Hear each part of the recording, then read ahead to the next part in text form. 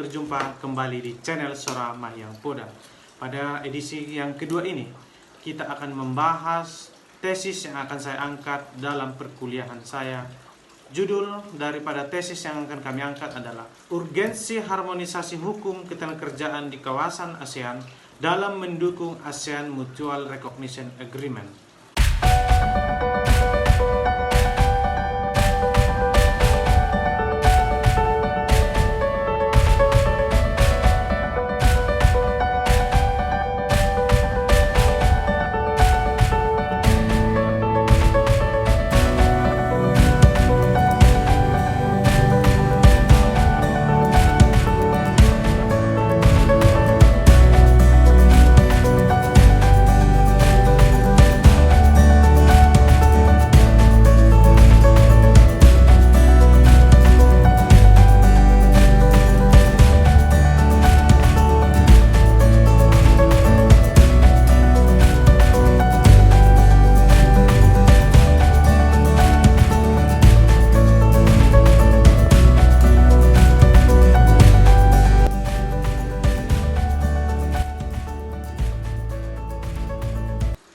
Adapun yang menjadi latar belakang dari pengangkatan tesis kami atau penelitian kami ini adalah bahwa meningkatnya ketahanan kawasan dengan memajukan kerjasama politik, keamanan, ekonomi, dan sosial budaya yang lebih luas serta menciptakan pasar tunggal dan basis produksi yang stabil, makmur, sangat kompetitif, dan terintegrasi secara ekonomis melalui fasilitas yang efektif untuk perdagangan dan investasi yang di dalamnya terdapat arus lalu lintas barang, jasa-jasa dan investasi yang bebas, terfasilitasinya pergerakan pelaku usaha, pekerja profesional, pekerja berbakat dan buruh, dan arus modal yang lebih bebas merupakan tujuan dari pembentukan ASEAN sebagaimana yang terdapat pada pasal 1 Piagam ASEAN.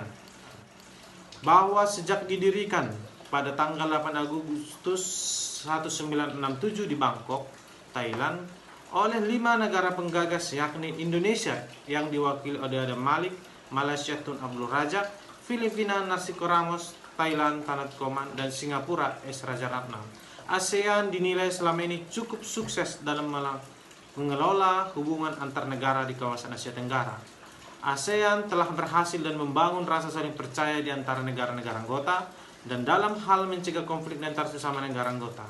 ASEAN telah banyak mengalami perubahan dan perkembangan yang signifikan menuju pada tahap baru yang lebih integratif dan berwawasan ke depan.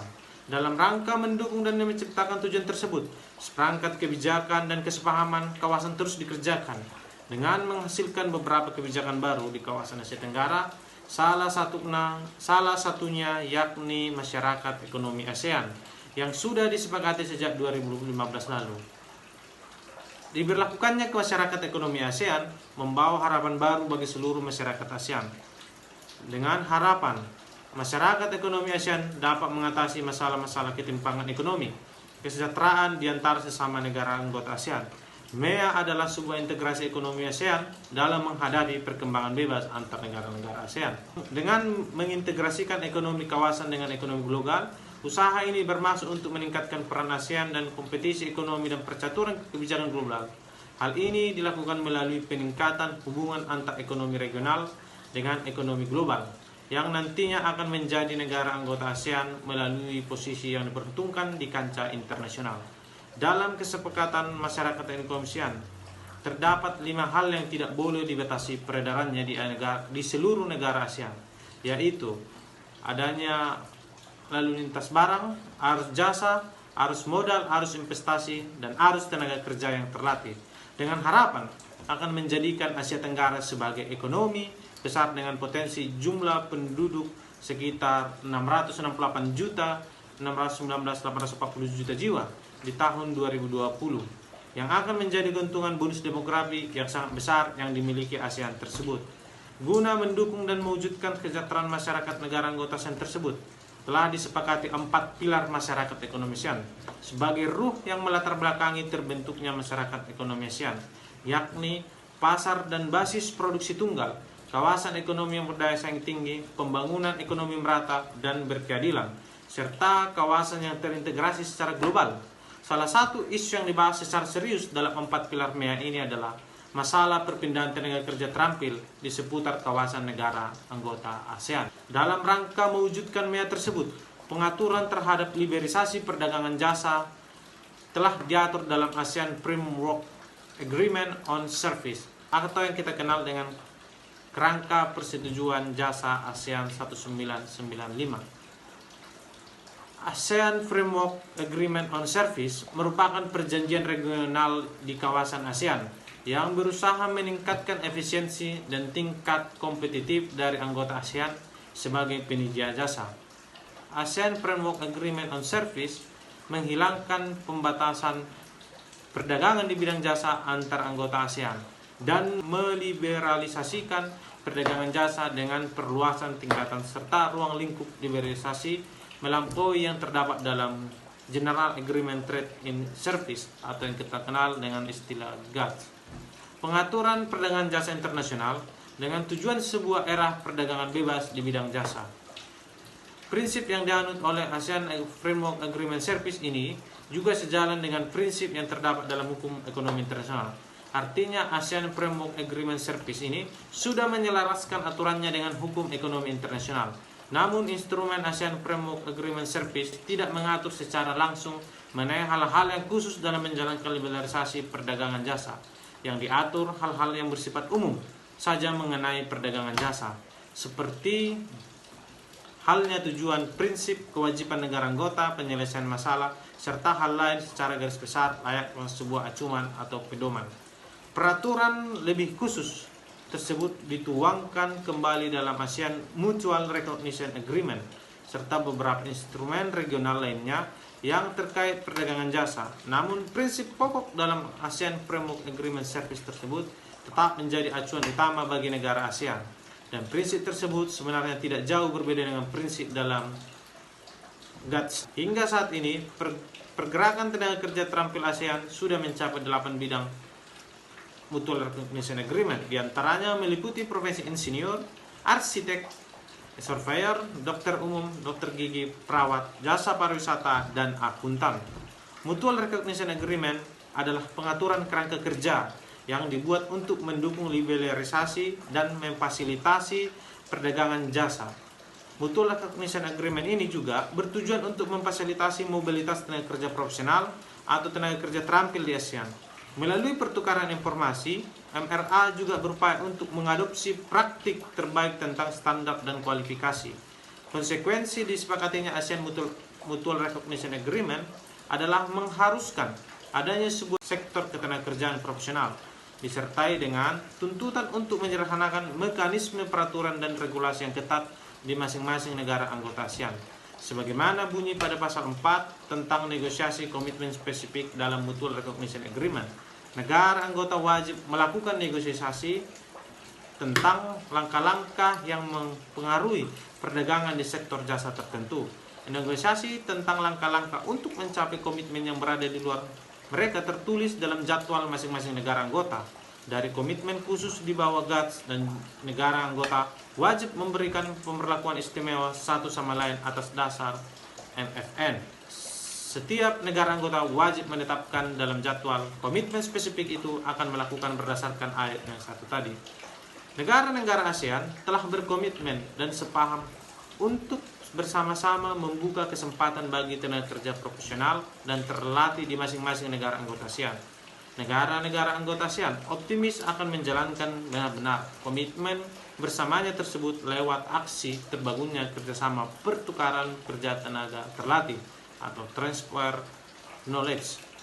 Namun sejak disepakati dan diberlakukannya ASEAN Mutual Recognition Agreement tersebut tidak berjalan secara maksimal dan terdapat beberapa kendala dan hambatan yang memenuhi akses pasar, antara lain adalah pembatasan dalam jumlah penyediaan jasa, volume transaksi, jumlah operator, jumlah tenaga kerja, bentuk hukum, dan kepilitan modal asing. Sementara hambatan dalam pemberlakuan nasional antara lain dalam bentuk peraturan yang diskriminatif dalam persyaratan pajak, kewarganegaraan, jangka waktu penetapan, perizinan, standarisasi dan kualifikasi, kewajiban pendaftar, serta batasan kepemilikan properti dan lahan. Perbedaan antara negara anggota ASEAN mengenai interpretasi atau penerapan persetujuan atau pengaturan yang timbul daripada Mutual Recognition Agreement ini disebabkan tidak semua anggota ASEAN mempunyai sistem hukum yang sama. Sebagai salah satu contoh, Singapura sebagai jajahan Inggris sistemnya didasarkan atas sistem common law, Indonesia dengan sistem civil law sebagai bekas jajahan dari Belanda, dan Vietnam dengan ideologi komunisnya. Paling tidak secara ideal, dengan diberlakukannya kesepakatan Mutual Recognition Agreement khusus, ketentuan mengenai kerjaan hendaknya dan baiknya dipersamakan atau diharmonisasikan. Prinsip ASEAN Way masih tetap dipegang teguh oleh ASEAN, di mana sesama negara anggota ASEAN dilarang untuk ikut campur terhadap persoalan dalam negeri masing-masing negara anggota, sehingga menjadi karakter kerjasama ASEAN seperti ASEAN Mutual Recognition Agreement ini cenderung tidak mengikat dan berorientasi pada proses negara-negara yang menganut tradisi hukum common law. Sumber hukum ketenagakerjaannya utama pada umumnya adalah kaidah otonom seperti perjanjian kerja bersama. Di negara-negara yang menganut sistem hukum civil law tradition, pada umumnya keadaan heteronom, yaitu peraturan perundang-undangan yang ditetapkan oleh pemerintah merupakan sebuah hukum perburuhan yang paling dominan. Adanya perbedaan sistem hukum ini berakibat tidak adanya sinkronisasi dan keseragaman peraturan perundang-undangan yang mengatur ketenagakerjaan di masing-masing negara anggota ASEAN. Seperti hukum ini juga bisa dilihat dari reformasi struktural sebagai legal security di masing-masing negara anggota ASEAN. Perbedaan hukum ketenagakerjaan ini terletak pada perbedaan institusi, prosedur, dan aturan hukum yang dianut masing-masing negara anggota ASEAN.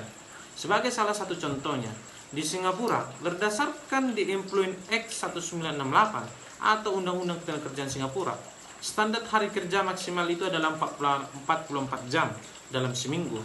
Di Indonesia, berdasarkan Undang-Undang Nomor 11 Tahun 2020 yang baru tentang Cipta Kerja, paling lama itu hanya 40 jam dalam satu minggu. Sedangkan di Vietnam, berdasarkan Labor Code of Socialist Republic of Vietnam 1964, standar kerja bisa mencapai 48 jam per minggunya. Perbedaan sistem hukum inilah yang mengakibatkan paradoks dan ambiguitas baru dalam melaksanakan nota kesepahaman ASEAN Mutual Recognition Agreement tersebut. Apakah sistem hukum nasional masing-masing negara anggota ASEAN harus bertoleransi dan kalah otonom terhadap deklarasi ASEAN Mutual Recognition Agreement, atau apakah justru ASEAN Mutual Recognition Agreement yang harus mengakomodasi karakteristik politik hukum di masing-masing negara anggota ASEAN tersebut? Adanya perbedaan sistem hukum dalam hukum ketenagakerjaan di masing-masing negara anggota ASEAN ini mengakibatkan ketidakketertiban dan ketidakpastian hukum. Maka harus segera dicarikan jalan dan solusi terbaik berupa harmonisasi peraturan perundang-undangan di bidang ketenagakerjaan di kawasan ASEAN. Tujuannya supaya jaminan perlindungan hukum, kepastian hukum, mengatasi perbedaan-perbedaan, hal-hal yang saling bertentangan dan kejanggalan dalam hukum. Harmonisasi ini juga bertujuan sebagai upaya untuk merealisasikan keselarasan, kesesuaian, keserasian, kecocokan, keseimbangan di antara norma-norma hukum yang berbeda menjadi satu kerangka sistem hukum payung di kawasan ASEAN. Kebutuhan harmonisasi antar regulasi internasional dengan hukum nasional dimaksud untuk memperlancar dan meningkatkan kinerja pertukaran ketenagakerjaan profesional dan terlatih di kawasan ASEAN, serta menanggulangi benturan hukum yang dapat menjadi kendala dihadapi para pencari kerja dalam mendukung keberhasilan masyarakat ekonomi ASEAN tadi lewat Mutual Recognition Agreement.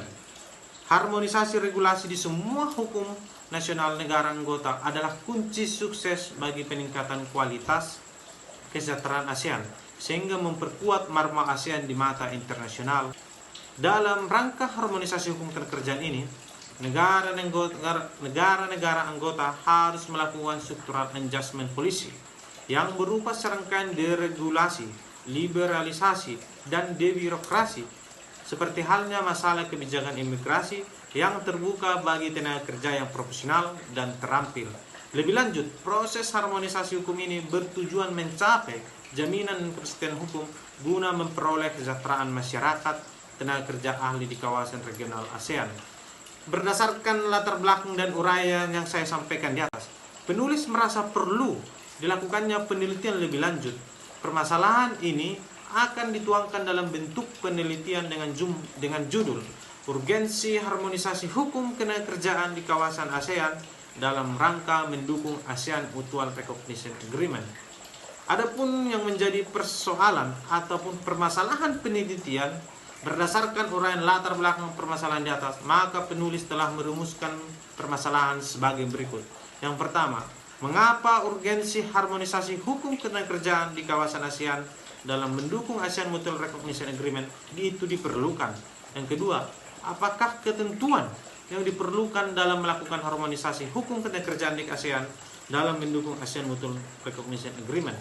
Yang ketiga, bagaimana prosedur harmonisasi hukum ketenagakerjaan di kawasan ASEAN dalam mendukung ASEAN Mutual Recognition Agreement?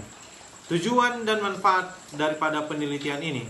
Yang pertama, untuk menganalisis dan menemukan urgensi harmonisasi hukum ketenagakerjaan di kawasan ASEAN dalam mendukung ASEAN Mutual Recognition Agreement. Yang kedua, menganalisis dan menemukan ketentuan yang diperlukan dalam melakukan harmonisasi hukum ketenagakerjaan di kawasan ASEAN dalam mendukung ASEAN Mutual Recognition Agreement. Yang ketiga, menganalisis dan menemukan prosedur harmonisasi hukum ketenagakerjaan di kawasan ASEAN dalam mendukung ASEAN Mutual Recognition Agreement.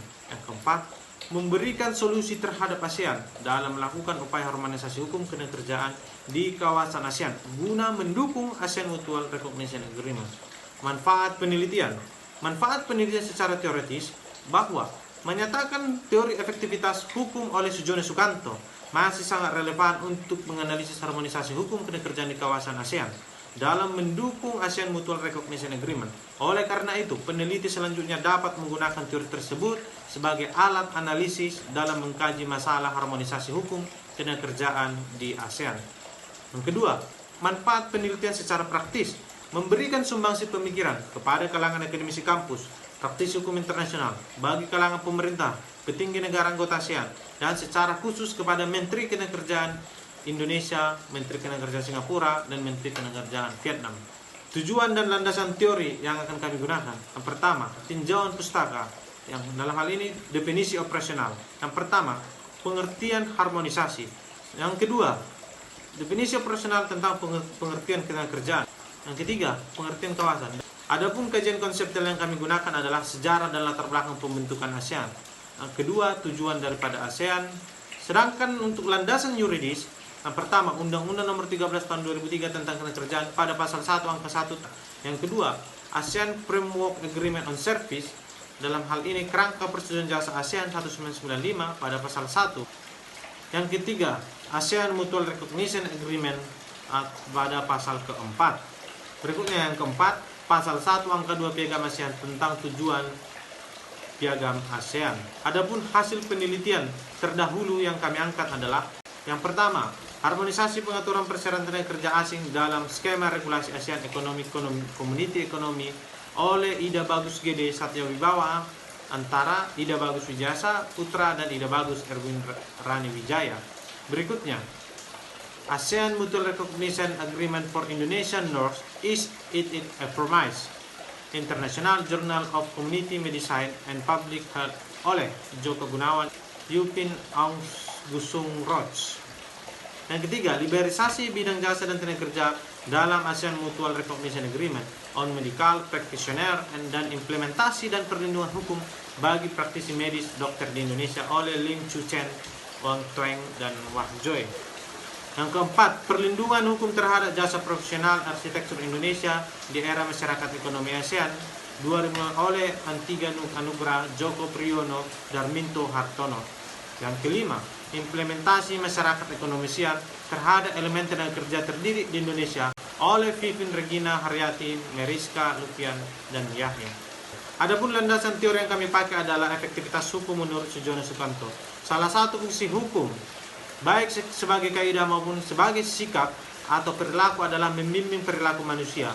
Masalah pengaruh hukum tidak hanya terbatas pada timbulnya ketaatan atau kepatuhan pada hukum, tetapi mencakup efek total dari hukum terhadap sikap, tindak, atau perilaku baik yang bersifat positif maupun negatif. Efektivitas penegakan hukum sangat berkaitan erat dengan efektivitas hukum. Agar hukum itu efektif, maka diperlukan aparat penegak hukum untuk menegakkan sanksi tersebut.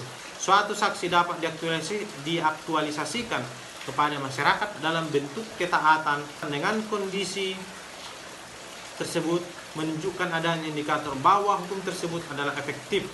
Efektivitas hukum menurut Sujono Sukanto adalah bahwa efektif atau tidaknya suatu hukum ditentukan oleh 5 faktor, yaitu faktor hukum itu sendiri, faktor penegak hukum, yakni pihak-pihak yang membentuk maupun menerapkan hukum, faktor sarana dan fasilitas yang mendukung penegak hukum, yang keempat faktor masyarakat, yakni lingkungan di mana hukum tersebut berlaku dan diterapkan, yang kelima faktor kebudayaan, yakni sebagai hasil karya cipta dan rasa yang didasarkan pada karsa manusia di dalam pergaulan hidup.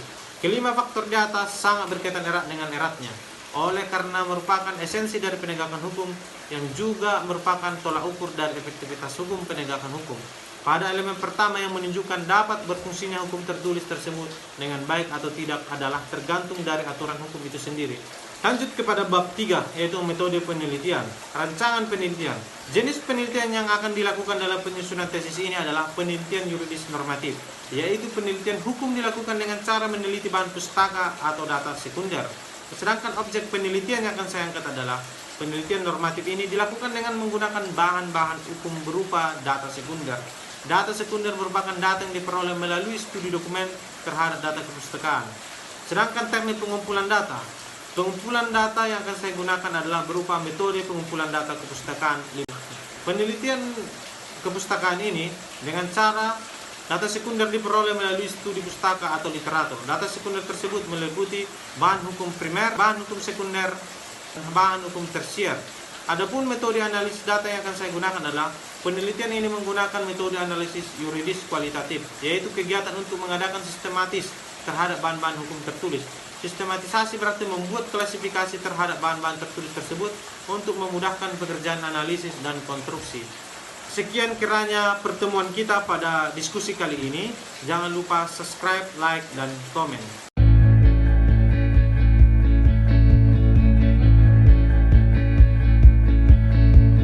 Through the fields of our paths, feelings part our ways, keeping us close but estranged now.